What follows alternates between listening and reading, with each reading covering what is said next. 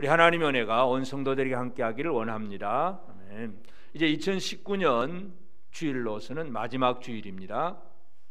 옆에 있는 분들과 인사를 좀 나눕시다. 1년 동안 함께 예배드려 주셔서 너무너무 감사합니다.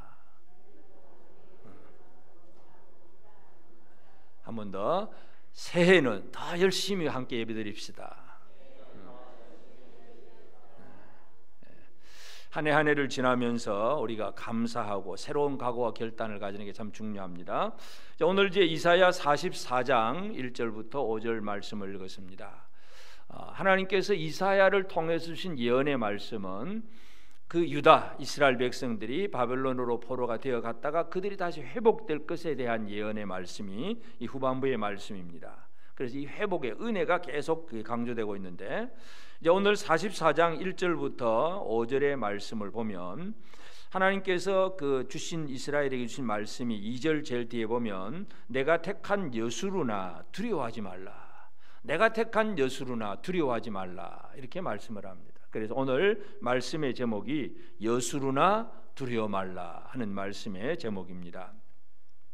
이 여수룬을 부르시는 하나님, 나의 종 야곱, 내가 택한 이스라엘, 이제 들으라. 야곱과 이스라엘은 그 이스라엘 민족의 쉽게 말해서 본명이라고 할 수가 있습니다. 우리가 흔히 누군가를 부를 때 별명을 부를 수도 있고 애칭을 부를 수도 있잖아요. 이 아내가 남편 보고 자기야 부른다든지, 그게 자기라는 게 이름은 아니잖아요. 애칭일 뿐이지. 어떤 분은 오빠 부르기도 하고 그러는데, 하여튼 이상하게 부르더니만에 하여튼 뭔가 이 사랑스럽게 부르는 애칭이 있는데, 하나님께서 이스라엘을 부르실 때에 여수루나 부른 것은 바로 어떻게 보면 애칭이라고도 할 수 있습니다. 야곱과 이스라엘은 원래 하나님이 그들에게 주셨던 이름인데, 근데 이제 회복의 과정에서 하나님께서 그들에게는 여수룬이라고 부릅니다. 내가 택한 여수루나 두려워하지 말라. 그래서 오늘 이 여수룬의 의미를 살펴보면서 하나님께서 왜 이렇게 말씀하셨는지, 또 하나님은 우리에게 지금도 우리에게 어떤 은혜를 주고 계시는지를 우리가 한번 살펴보기를 원합니다. 그래서 하나님은 이스라엘을 여수룬이라고 부르는데, 이 여수룬이라고 하는 단어는 그 어원은 야사르라고 하는 단어인데, 그 뜻은 뭐냐면 올바르다, 올바른 사람이다 하는 얘기예요. 그러니까 이 여수룬이라고 하는 단어는 너는 올바른 사람이다, 의의 사람이다, 그런 얘기예요. 의인이다, 너는 의인이다. 야곱아 이스라엘아 해놓고 너는 진짜 올바른 사람이야, 그 얘기입니다. 옆에 있는 분들에게 당신은 여수룬입니다 한번 해봅시다. 그 사람이 어떻든지 간에 하여튼 하나님은 이스라엘을 여수루나 이렇게 불러주셨어요. 올바르다, 너는 올바르다, 그 얘기입니다. 우리가 지난 시간 43장 26절에서 보면 한 주일 빼먹고 그 두 주째니까 다 잊어버렸을 수도 있겠는데, 43장 26절에 보면 너는 나에게 기억이 나게 하라, 우리가 함께 변론하자, 너는 말하여 내가 의로움을 나타내라. 하나님은 이스라엘에게 의로움을 나타내라고 얘기를 하셨어요. 그리고는 이제 어떻게 의를 나타냈는지는 기록이 아직 없죠. 예언의 말씀이니까. 그리고 나서는 바로 의로움을 나타내라 그렇게 얘기해놓고 너는 여수룬이다 이렇게 말씀을 하세요. 하나님의 은혜가 뭐냐 하면 바로 인간이 아직도 온전하지 못한데, 아직도 완벽하지도 못한데도 불구하고 하나님은 은혜로 의인이라고 그렇게 불러주시는 것입니다. 오늘 우리가 예수 그리스도 안에서 하나님 앞에 의인된 사람들이에요. 우리는 완벽하게 의로운 삶을 사는 것은 아닙니다. 우리가 죽는 날까지 이 세상에서 율법적인 면에서 보면 완벽한 사람은 아무도 없습니다. 그럼에도 불구하고 하나님은 우리를 의롭다고 불러주십니다. 인정해 주십니다. 그래서 칭이라고 하는 단어가 바로 그런 얘기인데, 하나님께서 여수루나 이렇게 얘기해 주시는 것은 너는 올바른 자다 그렇게 말씀해 주시는 거예요. 여러분, 이 말을 들으면 좀 부끄럽습니까? 감사가 더 많아지십니까? 제가 많은 사람은 이 말을 들으면 좀 부끄러움을 느낄 수 있을 것이고, 제가 다 없는 사람 아무도 없겠지만, 그러나 이렇게 불러준다는 것에 얼마나 우리는 기뻐하고 감사해야 되는지를 모릅니다. 나의 종 야곱, 내가 택한 이스라엘아, 그러면서 나의 종 야곱, 내가 택한 여수루나 두려워하지 마라. 여술은. 그래서 하나님께서는 그들을 의의 사람, 올바른 사람이라고 지금 불러주고 계신다는 것을 우리가 이해할 필요가 있습니다. 그러면서 그들에게 주신 말씀이 뭐예요? 두려워하지 말라는 얘기예요. 두려워하지 말라. 왜냐하면 이 이스라엘 백성들이 바벨론으로 포로가 되어 갔다가 이제 다시 회복이 되는 과정 속에서 하나님 주실 은혜인데, 자, 이들에게는 많은 어려움이 일이 있을 수 있습니다. 예를 들어서 바벨론에 포로가 되어서 이제 귀환을 명령을 내려도 돌아가는 그 길 자체가 힘들고 어려울 수가 있습니다. 뭔가 해방을 시켜줬는데 해방된 다음에 또 돌아가서 광야 사막길을 지나서 유대 땅으로 돌아가서 예루살렘 성전을 짓고 모든 걸 회복하는 일들 자체가 힘들고 어려울 수가 있습니다. 그래서 하나님께서 한마디로 하시는 말씀이 복을 주시면서 두려워하지 말라고 합니다. 왜 두려워하지 말라고 하느냐 하면 3절에 보면 나는 목마른 자에게 물을 주며 마른 땅에 시내가 흐르게 하며 나의 영을 내 자손에게 나의 복을 내 후손에게 부어주리니. 하나님은 어떤 분이냐? 하나님은 이스라엘에게 목마른 자에게 물을 주고 마른 땅에 시내가 흐르게 하고 나의 영을 내 자손에게 나의 복을 내 후손에게 부어주린다. 하나님께서는 자기 백성들이 가는 길에서 목마르면 물을 줍니다. 마른 땅에 시내가 흐르게 흘러서 하여튼 이스라엘이 가는 모든 길에서 동행하시고 필요한 것들을 공급해 주신다는 걸 알 수가 있습니다. 이것은 이미 이스라엘 백성들이 과거에 모세를 통해서 애굽에서 이스라엘이 광야로 지나갈 때에 이들은 이미 한번 경험을 했었습니다. 신명기 8장 15절에 보면 너를 인도하여 그 광대하고 위험한 광야 곧 불뱀과 전갈이 있고 물이 없는 건조한 땅을 지나게 하셨으며 또 너를 위하여 단단한 반석에서 물을 내셨으며. 이스라엘 백성들이 광야 생활을 하면서 불뱀, 전갈 이런 것들이 잘못해서 뱀에 물렸을 뿐이지 그냥 평소에서는 뱀에 물리지 않았어요. 반석에서 물을 내주고 하여튼 광야에 매일매일 만나를 주시고 하나님께서 이미 그들의 필요한 것들을 공급하시는 하나님이라는 것을 이스라엘은 역사 속에서 이미 체험을 했었어요. 그리고 이제 다시 지금 예언의 말씀을 주는 겁니다. 너희 이 바벨론에서 다시 포로에서 회복될 때에 다시 너희들은 목마른 자에게 물을 주고 마른 땅에 시내가 흐르게 할 것이고 나의 영을 나의 복을 다 쏟아부어 주겠다. 하나님 다 도와주시겠다. 그러니까 두려워하지 말라는 얘기잖아요. 4절에도 보면 그들이 풀 가운데서 솟아나기를 시냇가에 버들같이 할 것이라. 시냇가에 버들같이 그냥 왕성하게 솟아나게 될 것이다 이거죠. 하나님께서 자기 백성들에게 이 강인을 만들고 시냇가에 버들같이 만든다는 것, 우리가 잘 아는 시편 1편 3절에도 보면 복 있는 사람이 어떤 사람입니까? 그는 시냇가에 심은 나무가 철을 따라 열매를 맺으며 그 잎사귀가 마르지 아니한 같으니 그가 하는 모든 일이 다 형통하리로다. 하나님은 복 있는 자가 되게 하시는 하나님이십니다.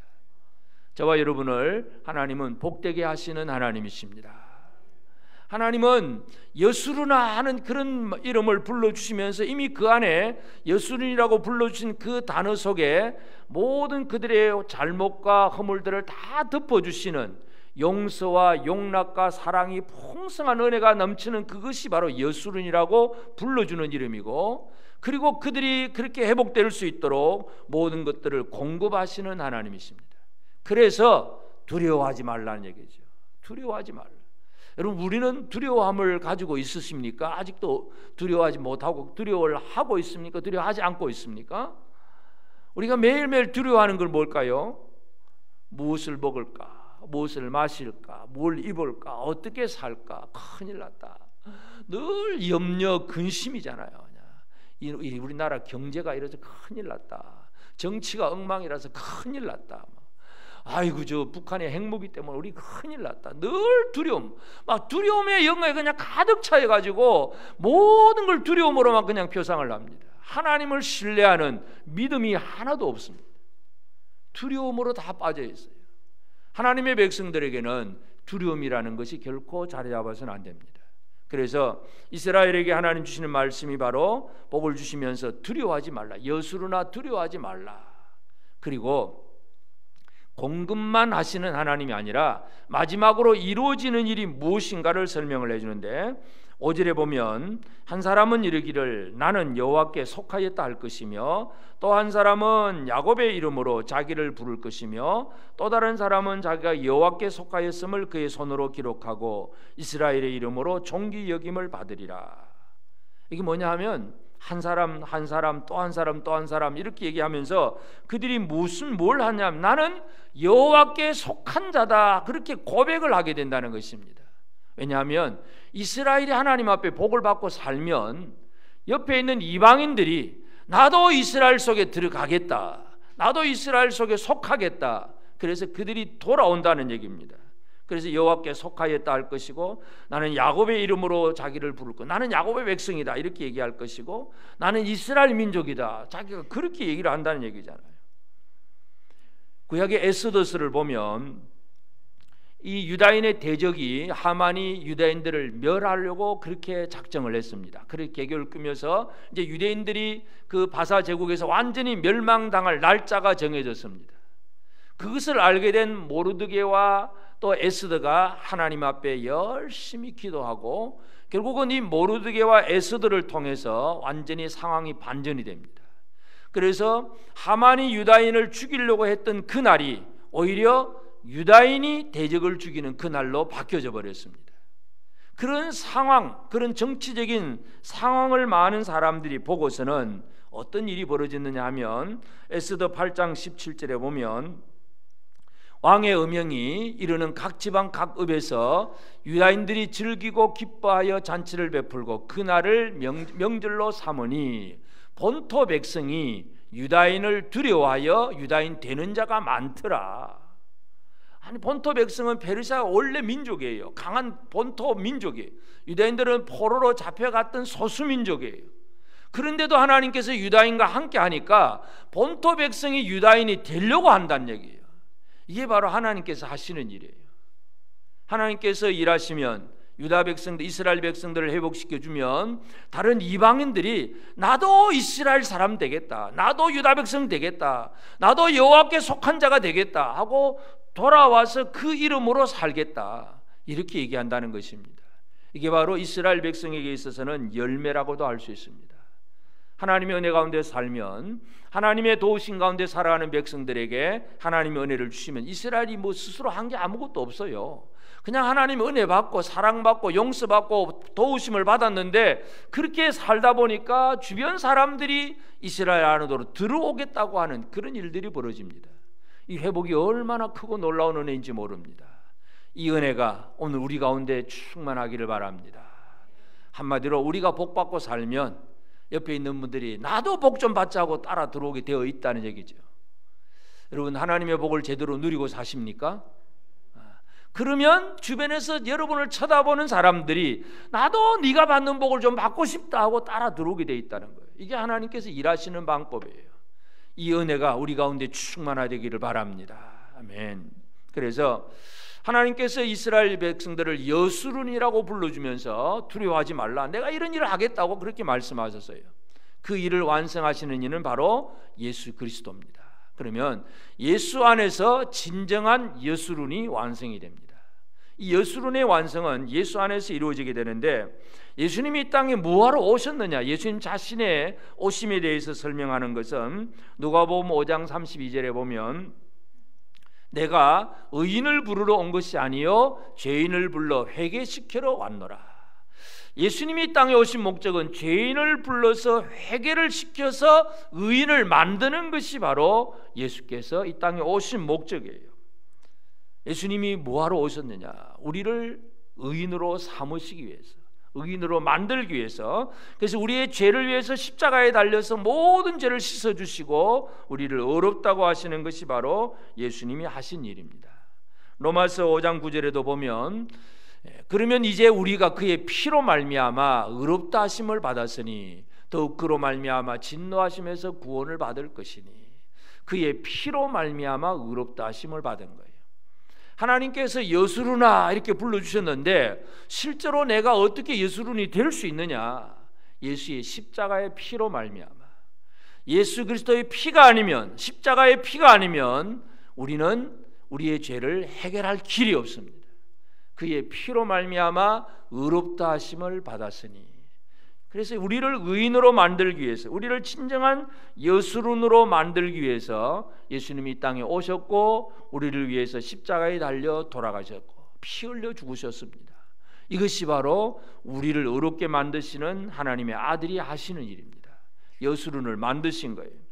그리고 하나님은 그 여수론에게 그들이 움직이고 살아가는 삶에 길에서 목마르면 물을 주고, 시내가 그저 광야라도 어떤 마른 땅이라도 메마른 땅이라도 시내가 흐르게 하고 모든 걸 공급하시는 하나님이세요. 그래서 하나님은 자기 백성들에게 공급을 하시는데 이 공급이 어떤 공급인가를 잘 이해를 할 필요가 있습니다. 우리가 어떤 하나님 앞에 복 받는 얘기를 하면 그냥 물질적인 면에서 부자 되고 건강하고 이런 정도만 얘기를 합니다. 그것도 복의 일종이기는 합니다.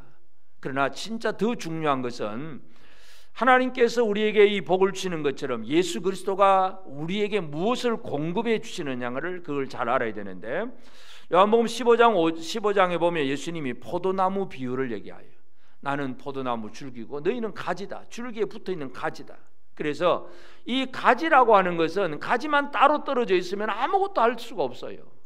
줄기로부터 올라오는 영양을 공급받을 때 가지에서 열매가 맺혀지게 됩니다. 예수 그리스도는 제자들에게 뭔가 공급하시는 분이세요. 그래서 뭘 공급하시느냐를 우리가 잘 이해를 해야 되는데, 요한복음 15장 5절에 보면 나는 포도나무요 너희는 가지라. 그가 내 안에 내가 그 안에 거하면 사람이 열매를 많이 맺나니 나를 떠나서는 너희가 아무것도 할 수 없음이라. 그러면 이 포도나무 열매, 가지가 맺는 열매는 무엇이 열매냐를 잘 이해해야 됩니다. 어떤 의미를 가지고 있느냐. 결국 포도라고 하는 그 열매는 포도원 주인이 기뻐하는 것이 열매입니다. 하나님이 기뻐하는 것이 열매예요. 다시 말해서 우리가 하나님이 기뻐하시는 그러한 삶을 살아가도록 예수는 우리에게 모든 것을 공급하시는 분이십니다. 그냥 우리는 내가 주체가 되어가지고 내가 건강하고 내가 평안하고 내가 잘되고 내가 부자되고 전부 내 입장에서 기뻐하는 것, 이것만 복을 구하는데, 물론 하나님이 그렇게 주실 수도 있겠지만 진정한 복은 하나님이 기뻐하시는 삶을 살 수 있는 것, 그것이 복받은 사람입니다. 여러분 복 받으신 분입니까? 여러분의 삶을 하나님이 기뻐하십니까? 그것이 복이라는 얘기예요. 여러분 우리가 고난받는, 성경에도 보면 고난받는 사람 얘기도 많잖아요. 힘들고 어렵게 그렇게 고난받는 사람도 있어요. 사도 바울도 막 자기 고난받는 얘기를 많이 해요. 그러나 그 삶이 하나님께는 기쁨이 되는 것입니다. 그것이 복받은 사람 얘기예요. 우리가 고난을 받든 우리가 가난하든 또는 어떤 경우에 또 질병에 들든 어떤 무슨 문제가 있든 간에 우리의 삶이 하나님께 기쁨이 될 수 있도록, 하나님이 기뻐하는 열매가 될 수 있도록 예수님은 우리에게 필요한 모든 것들을 공급해 주시는 분이십니다. 그래서 예수님은 제자들에게 보혜사 성령을 보내주시겠다고도 말씀을 하셨고, 또 우리에게 늘 말씀을 주셔서 그 말씀 안에서 우리가 깨끗해지기도 하고 위로도 얻고 힘도 얻게 하고, 이것이 바로 예수께서 하신 일이에요. 그래서 우리의 삶이 하나님이 기뻐하시는 귀한 열매, 포도나무 열매가 된 것입니다. 옆 사람을 한번 쳐다보시고요, 하나님이 기뻐하시는 포도 열매들입니다. 당신을 하나님이 기뻐하십니다. 그렇게 해주겠습니다. 우리 예수 그리스도로 말미암아 우리의 삶이 하나님 앞에 기쁨이 되는 것이 복받은 사람이란 얘기예요. 하나님께서 그의 영을, 그의 복을 이스라엘의 후손들에게 막 부어주신다 그러잖아요. 하나님은 다 부어주시는 분입니다. 그래서 맺혀지는 삶을 하나님이 기뻐하시는 거예요. 내가 아무리 부자가 돼도 하나님 없는 삶은 그 부자는 복이 아닙니다. 부자가 되든 가난하든 그건 아무 상관이 없어요. 내 삶이 하나님 앞에 기쁨이 되느냐 안 되느냐, 이것이 가장 큰 문제예요. 그래서 예수님은 포도나무 줄기가 되어서 가지에게 그 모든 필요한 것들을 공급해서 포도원 주인이 기뻐하는 열매가 맺혀지도록, 열매가 되는 삶이 되도록 모든 필요한 것들을 말씀으로 성령으로 공급해 주신다는 것을 이해할 수 있습니다. 그러면 결국 이 모든 일을 통해서 예수께서 이루시는 일은 뭐겠습니까?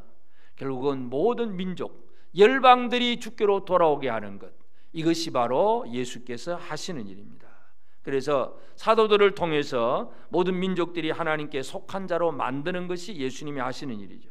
예수님의 명령은 부활하시고 이제 승천하시기 직전에 하신 명령, 우리가 잘 아는 거 마태복음 28장 19절에 보면 그러므로 너희는 가서 모든 민족을 제자로 삼아 아버지와 아들과 성령의 이름으로 세례를 베풀고, 예수는 모든 민족이 이 예수 그리스도 아버지 아들 그 하나님의 백성이 될 수 있도록 그렇게 일을 하시고, 그래서 사도들을 보내서 제자로 삼으라고 말씀을 합니다. 구약에 보면 모압 여인 루시에 나오는데, 루시의 그 룻을 얘기하면 흔히 뭐 효심, 효도 이 정도만 얘기를 하는데, 가장 핵심은 뭐냐면 루시 시어머니를 따라올 때 고백이 뭐예요? 어머니의 하나님이 내 하나님이고 어머니의 백성이 내 백성이 되겠습니다. 모압 다른 이방인인데도 이스라엘로 유다로 돌아오겠다는 얘기예요. 그 룻의 삶을 보면 자기 시집이 다 망했잖아요. 남편도 죽고 시아버지도 죽고 뭐 시숙도 죽고 재산도 아무것도 없고 시어머니하고 단둘이 돌아가면서 완전히 거지처럼 돌아가면서도 어머니의 하나님이 내 하나님이고 어머니 백성이 내 백성입니다 하고 돌아오잖아요. 이런 일들이 벌어진다는 거예요. 이게 바로 모든 민족이 주께로 돌아오게 하는 주님의 역사가 그렇게 이루어집니다. 그래서 사도행전 2장 47절에 보면 하나님을 찬미하며 또 온 백성에게 칭송을 받으니 주께서 구원받는 사람을 날마다 더하게 하시니라. 이게 예수께서 이루신 일입니다. 모든 민족이 주께로 돌아오는 일들을 우리는 바라보게 됩니다. 우리는 그냥 나 혼자 예수 믿고 나 혼자 복 받고 이런 개념으로 사는 것이 아니라 나를 통해서 또 다른 많은 사람들이 주께로 돌아오게 된다는 사실, 이것을 기대하며 살아가야 됩니다. 예수는 제자들을 땅끝까지 보내시면서 그들을 통해서 많은 민족들, 모든 민족들이 아버지와 아들과 성령의 이름으로 세례를 받고 주님이 말씀하신 그 가르친 교훈대로 말씀을 행할 수 있는 그런 사람으로 만드신 것이 바로 예수님이 하시는 일이에요. 그러니 하나님 아버지가 이 여수론이여 이렇게 불러주신 것을 아들이 이 땅에 와서 그렇게 다 완성을 하셨습니다. 그러므로 이제 오늘 우리가 이와 같은 하나님의 복을 받은 사람들입니다. 우리는 하나님께로부터 이렇게 복을 받은, 의롭다고 하는 그렇게 여겨지는 복을 받은 성도들이기 때문에 우리가 어떻게 잘 살아가느냐가 이제 우리의 삶에 중요합니다. 그래서 첫째는 하나님이 우리에게 주신 복이 무언가를 알고 그 하나님과의 관계를 잘 유지해 나가는 것이 제일 중요합니다. 하나님은 우리에게 복을 주시는데 우리가 복을 받을 줄 모르면 안 되잖아요. 받을 줄 모르는, 좀 받는다는 것은 좀 기대감도 있고 뭔가 큰 것도 원해야 되는데, 하나님이 자기 백성들을 지으시고 창조하시고 또는 선택을 하시고 나의 택한 야곱, 나의 택한 이스라엘이라고 그러잖아요.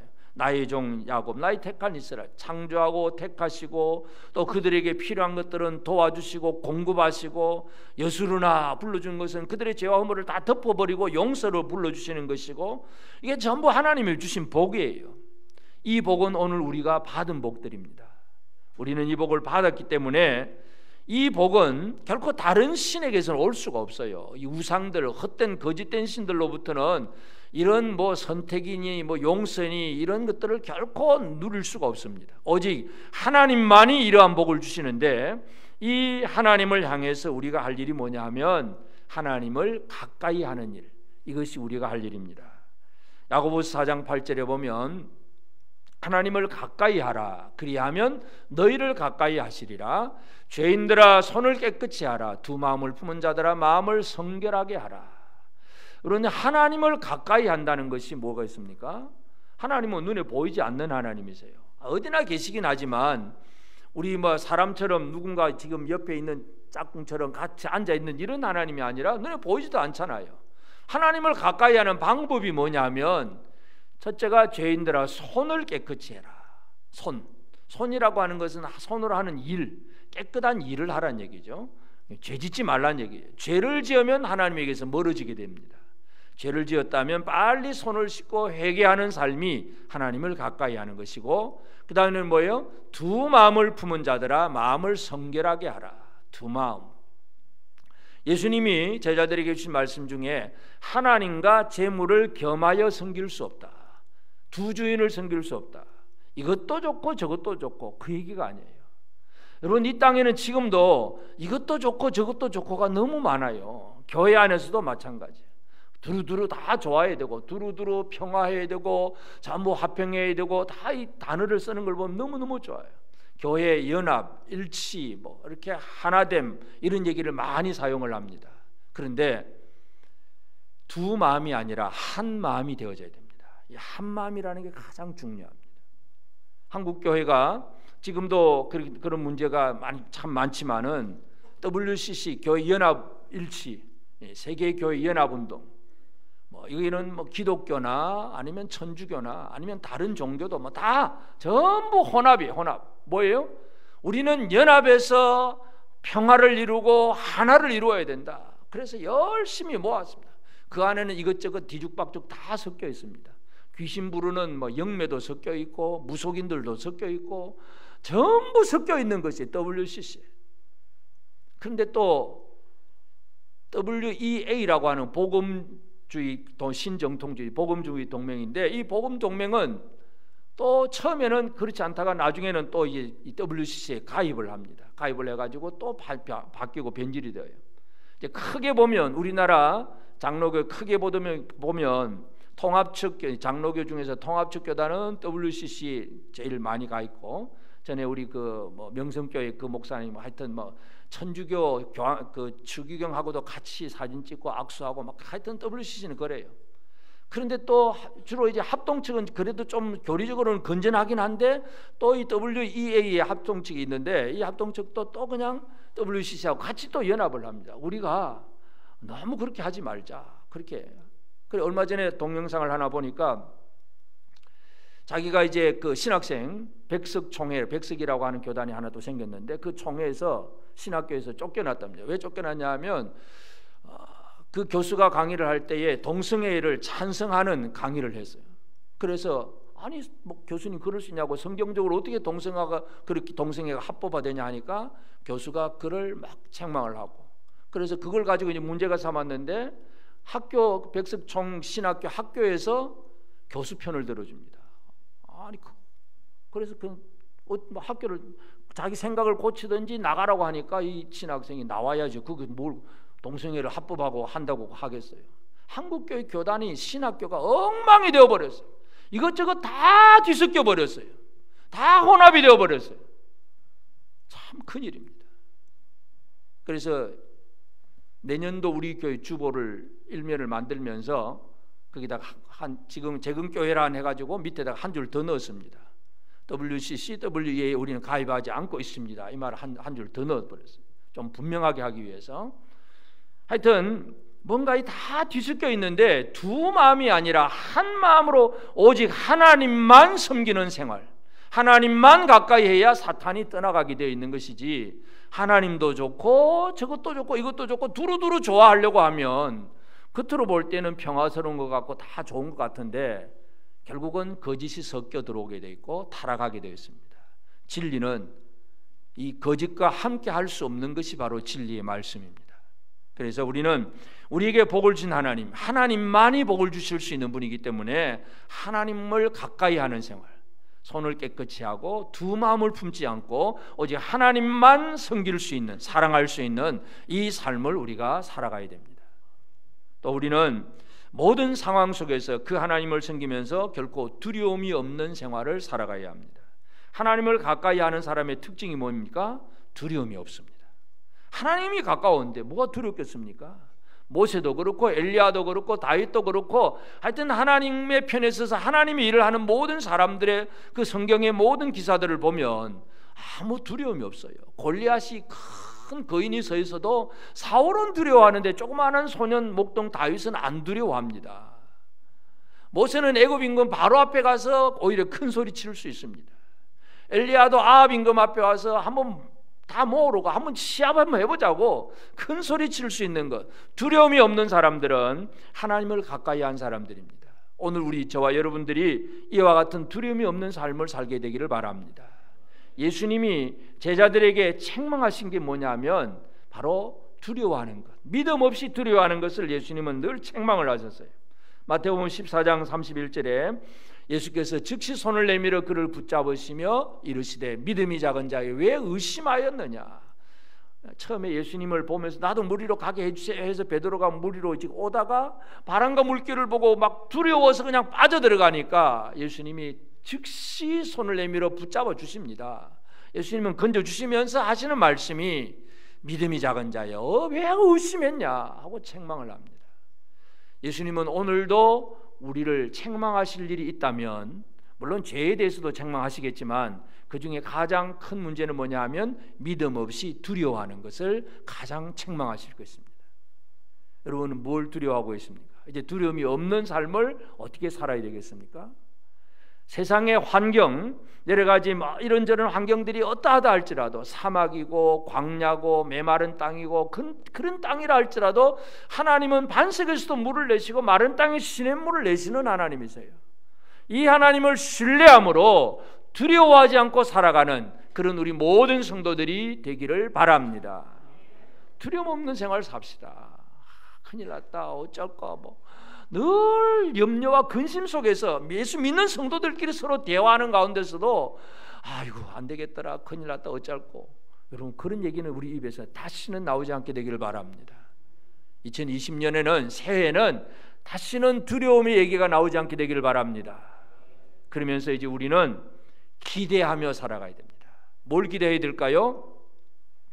복받은 이스라엘을 바라보는 이방인들이 나도 여호와께 속하겠다, 나도 이스라엘에 속하겠다고 돌아오는 것처럼 오늘 우리는 나를 통해서 또 다른 사람들이 주께로 돌아올 것을 기대하며 사십시다.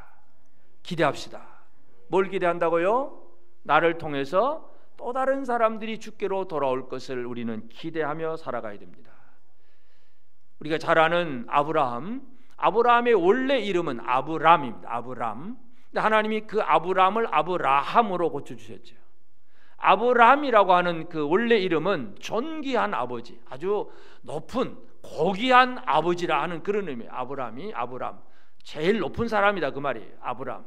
근데 하나님이 제일 높은 사람이 아니고 너는 아브라함이다. 아브라함이라고 하는 것은 모든 민족의 아버지라는 얘기예요. 결국은 나 혼자만 높겠다 하는 것은 아브라함이지만 모든 민족에게 은혜를 베풀고 나눌 수 있는 사람은 아브라함이에요. 하나님은 이름을 그렇게 바꿔주셨어요. 하나님께서 그 이름대로 아브라함이 모든 민족의 믿음의 조상이 되게 하셨어요. 마찬가지로 오늘 우리는 우리의 삶이 나 혼자 잘되기만을 바라면 아브라함이 되지만 나를 통해서 수많은 사람들이 주께로 돌아오기를 바라고 그 일에 헌신하고 역사하면 우리는 아브라함이 되는 것입니다. 옆에 있는 분들에게 우리 아브라함이 됩시다. 나를 통해서 많은 열방들이 주께로 돌아오는 것, 하나님이 원하시는 일이고 예수님이 원하시는 일이에요. 이 일을 우리를 통해서 이루어질 것을 기대하며 살아가야 됩니다. 새해는 기대감으로 시작합시다. 이제 한 해는 이미 끝났지만 새해는 기대합시다. 뭘 기대한다고요? 나를 통해서 또 다른 사람들이 예수를 알게 되고 그들도 하나님의 백성이 될 것을, 그 영혼들이 돌아오게 될 것을 기대하며 살아가야 됩니다. 이 소망이 이스라엘에게 주시는 복이에요. 그래서 하나님께서 지금 이 이스라엘 백성들에게 이런 예언의 말씀을 주시는 것은 바로 이런 일이 있을 거니까 너희들 좀 소망을 품고 살아라. 하나님 그렇게 말씀하시는 거예요. 나중에 이제 포로 귀환에서 이제 돌아올 때 그런 스가랴 선지자가 그런 얘기를 합니다. 스가랴 9장 12절에 보면 갇혀 있으나 소망을 품은 자들아 너희는 요새로 돌아올지니라. 내가 오늘도 이르노라. 내가 네게 갑절이나 갚을 것이다. 이 스가랴 선지자는 이제 포로 귀환하는 그 과정 속에서 아직도 돌아오지 못하고 있는 그들을 향해서 주는 말이에요. 갇혀 있으나 소망을 품은 자들아. 하나님의 백성들은 어떤 사람이냐 하면 소망을 품은 자들입니다. 소망을 품은 사람들. 어느 사람이 모든 것을 잃어버려도 최후에까지 잃어버리지 않아야 될 것이 하나가 있는데 그것이 바로 소망입니다. 소망을 잃어버리면 다 잃어버린 겁니다. 그래서 옛날 그 나치 정권에서 그 가스 히틀러 그 정권 하에서 가스실에서 유대인들이 많이 죽을 때에 그 살아남은 사람의 그 수기를 보면 그 수용소에서 많은 사람이 살아났는데 단 2사람이 살아났어요. 어떤 사람이 살아나겠습니까? 단 2사람? 한 사람은 뭐가 뭔지 모르는 미친 사람.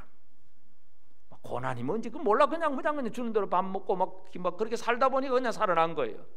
또 한 사람은 어떤 사람이겠습니까? 소망을 잃어버리지 않은 사람. 어떠한 환경 속에서도 하나님께서 나와 함께 하신다는 소망을 잃어버리지 않은 사람이 그 고난을 견디고 살아남은 거예요. 소망을 품은 자들이 된다는 게 얼마나 귀한 일인지 모릅니다. 옆 사람을 한 번 더 격려합시다. 당신은 소망을 품은 자입니다. 어떤 소망이겠습니까? 하나님의 은혜, 하나님의 우리를 지으시고 택하시고 우리를 용서해서 여수른이라고 불러주시고 그리고 필요하면 공급해 주시고 우리는 별것도 아닌데 우리에게 복 주심으로 우리를 통해서 또 다른 사람들이 우리에게로 들어오게 만드는 이 하나님의 모든 일들을 바라보는 소망을 품은 자가 된다는 것. 하나님이 이스라엘에게 주신 약속의 말씀이 이것입니다. 이 말씀을 믿음으로 받아들이고 소망을 품고 사는 자가 기대한 만큼 은혜를 누릴 수가 있습니다. 기대합시다. 우리 교회를 통해서 또 다른 많은 사람들이 주께로 돌아올 것을 우리는 기대하며 새해를 시작합시다. 나를 통해서 내 주변에 많은 사람들이 저 사람이 주께로 돌아오게 될 거야 기대하면서 기도하고 복음을 전하고 살아가는 것, 이것이 우리의 삶이 되어져야 됩니다. 그래서 여수르나 두려워하지 말라. 이것은 바로 이제 유다 백성들에게 주신 말씀이긴 하지만 오늘 우리에게도 받아 누릴 믿음의 말씀임을 기억하면서 두려움 없이 소망을 품은 자로 살아가는 우리 모두가 꼭 되어지기를 바랍니다. 아멘.